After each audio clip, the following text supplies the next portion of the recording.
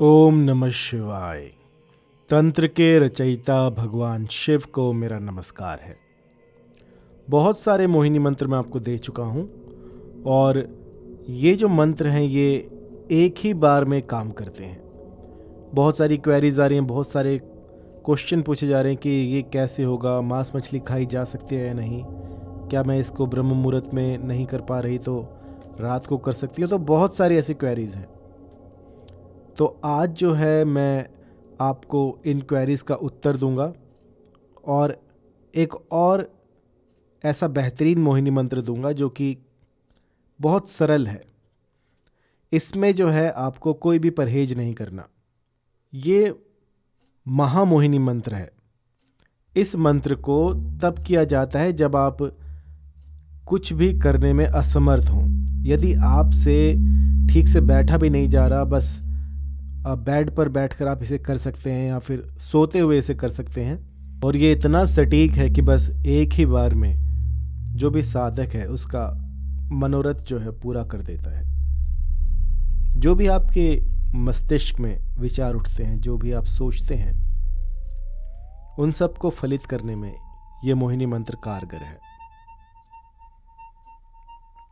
अभी सुबह एक लेडी मुझसे पूछती कि गुरुजी मैं ब्रह्म मुहूर्त में नहीं उठ सकती, तो क्या मैं इसको रात को कर सकती हूँ? तो देखिए, जो भी मैंने पिछले मोहिनी मंत्र आपको बताए हैं उनमें जो जो क्वेरीज हैं, जो जो मैंने आपको बताया है कि जो चीज़ जहाँ पर है वो वहीं लगेगी। उसके सिवा आप जो है कुछ भी उसमें फेरबदल नहीं कर सकते हैं।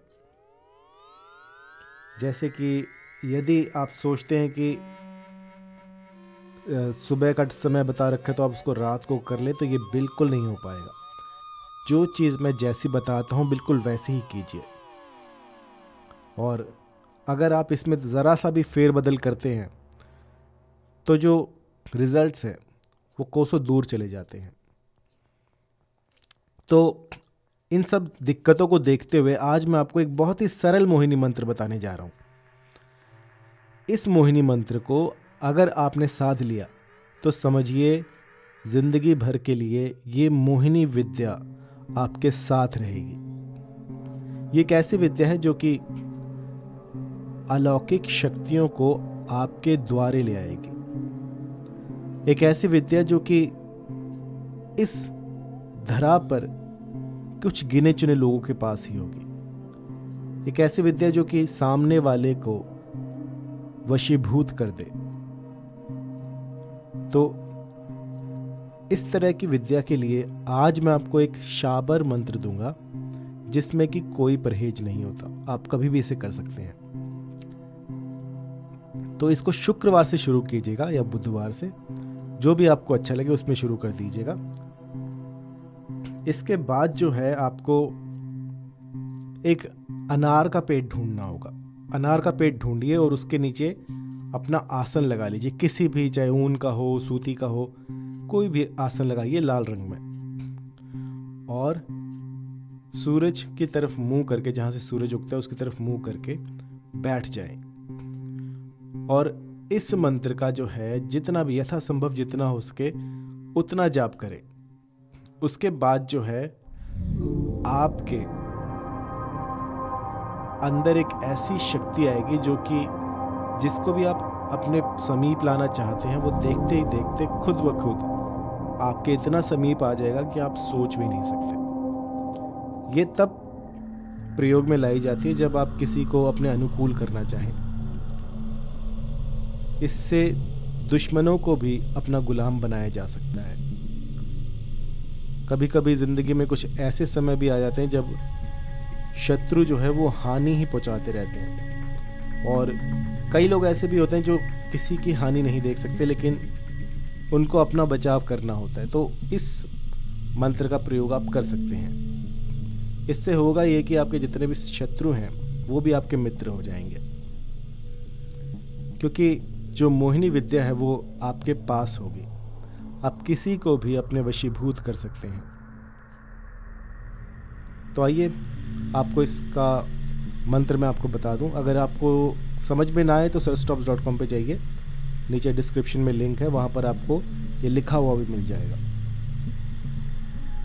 तो मंत्र है ओम नमो भगवते रुद्राय सर्व जग्न मोहनम कुरु कुरु स्वाहा।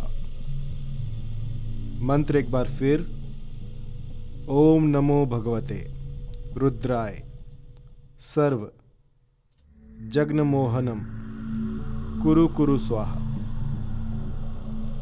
इस मंत्र को पहले तो आपको सिद्ध कर लेना है। जब पहले दिन करें तो उस दिन जितना अधिक आपसे हो सके अनार के पेड़ के समीप बैठकर इस मंत्र का जाप करें।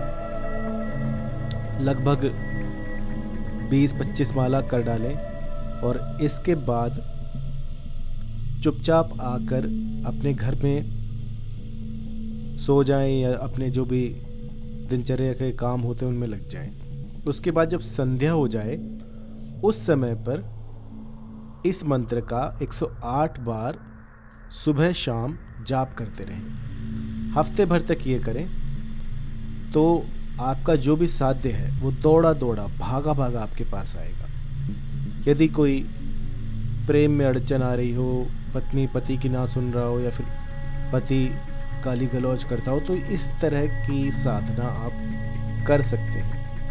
अब कई बार ऐसे भी क्वेरीज आती कि गुरुजी अनार का पेड़ नहीं मिल रहा, क्या किया जाए? तो ऐसे में आप अपने हाथ में अनार की लकड़ी लेकर भी इस प्रयोग को कर सकते हैं, लेकिन अनार आपके पास होना चाहिए। अगर छोटा सा पौधा भी हो अनार का तो भी चल जाएगा।